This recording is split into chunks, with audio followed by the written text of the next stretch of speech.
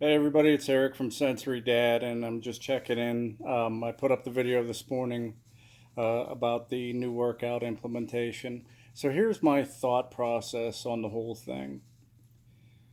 Before school, they're usually hyped up, jazzed up. It's a pain in the ass to get them out the door. Nobody's listening, but they're hyper. They're bouncing off the walls, playing with Legos, and running around watching TV and stuff. So we've cut out all electronic time in the mornings to kind of squash the attitude because typically it's trouble to get them off an iPad or something like that, even with the 5 minute warning stuff. So that was one thing. Given the rough week we had last week, to where I was, showing you guys just the breakdowns and that, what my thought process was is to get rid of the iPad time directly after school too, the electronics, video games, anything of that nature, even if it's raining out. So here's the thought: when they get home from school, it's starvation, it's bouncing off the walls, really high energy, just absurdity, when they come through the door. And normally they have either 3 days a week of karate, or my daughter has ballet, or Leo has soccer 2 to 3 days a week. So when you mix in the OT on Tuesdays and you mix in the Reiki therapy, almost every day of the week is just a cluster of us trying to get out the freaking door after shoving food down their throat. But if I squash some of the little things like the electronic time and that, and do a really focused, get them to buy into it, and I'm doing that by incentivizing with, like, you can accumulate some iPad time by doing your workouts as long as you do a morning one and an afternoon one. So like I kind of tried to touch on this morning, but the boys were acting crazy, and I do have to motivate them to keep moving rather than just playing around and, excuse me, wrestling whenever they're doing the roll climbs. I'm going to stick with something that's not going to make them sweat, but it's going to require physical exertion. So the wall climbs, you're talking core, upper body, lower body, complete body, is touched as far as, the physical exertion. So them climbing, I think, is a good thing, and they're not going to get all sweaty doing it if they do it at the right pace, and I can pace them by standing there. So it's really 10 to 15 minutes of my time in the morning. So we did 10 wall climbs this morning, and that went really well. I'm anxious to see how the behavior was at school, and I'll adjust from there. I didn't do any vertical leaps, which is just jumping as high as you can and smacking the little platform down there. I'm probably going to incorporate that this afternoon. Now, I don't think that we have any after school activities today, which is kind of nice. I can get some food into them and get that done until I get them acclimated to the new schedule. And I think that that's going to be challenging. Calliope has said that she's going to help me out with that, to try to motivate the boys. She doesn't have any behavior problems at school. She's the one that doesn't. So if I get her to buy into it and be enthusiastic about it, that'll really help with the boys, and she can challenge them to do a little bit better, a little bit more. So we're going to do another 10 wall climbs, and then we're going to go to the vertical leaps and maybe even some push-ups. I think that would be good.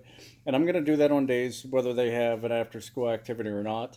And I can get them started on that while I'm prepping food. And of course, they probably won't do what they're supposed to do while I'm prepping the food.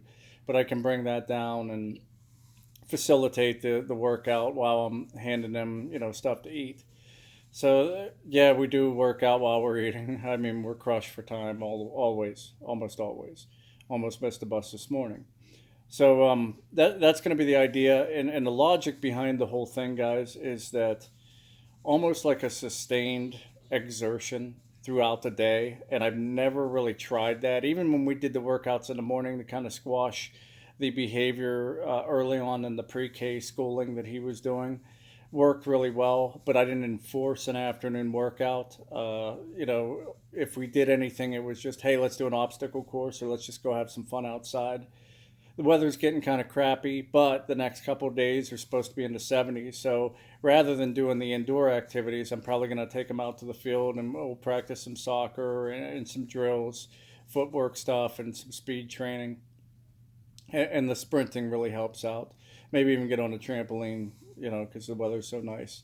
So the next 2 to 3 days, I think it'll be in the 80s, 70s to 80s. So that'll work really well until I get them, accustomed to being back indoors and really focusing on that. So I don't know how this is going to work out. We're going to do a trial run here for this week. We got vacation coming up in 2 to 3 weeks. So obviously during vacation, I might try to incorporate something in the room. Maybe some light push-ups or the vertical leaps and that, and just isometric, plyometric kind of workouts there.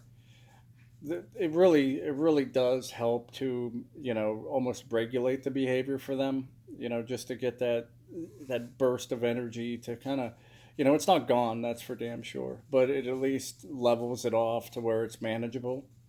So we're going to do that. We're going to do the 2 sessions a day and keep on with that.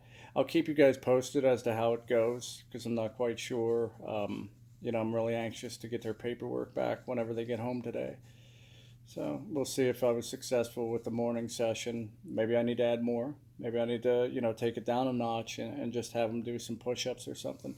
So it is going to be a constant adjustment, tracking everything in a notebook. And once I find that perfect mix, which may only last a day, I just need to figure out how much to get them to do to help with the morning session at school because that's sometimes crazy.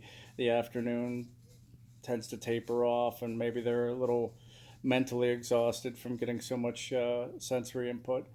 So that's going to be the main goal, the focus, and we'll just keep adjusting. And once we're done and everything, maybe I'll post, what ultimately will be the successful training regimen, and maybe I can do a run through for you guys so that you can see the actual exercises that we're going to do and how many we're doing and certainly we're dealing with a 5-year-old and an 8-year-old, so there is quite a range there of years and mental, capacity for Luke versus Leo. So that's got to factor into it. I might have to do something for the younger one versus the older one, but it's a constant experiment. So just wanted to say, guys, again, I know we're up in subscribers and views. Thanks again for following the channel, and look forward to any questions you have or suggestions, and make sure you hit the subscribe button. Thanks.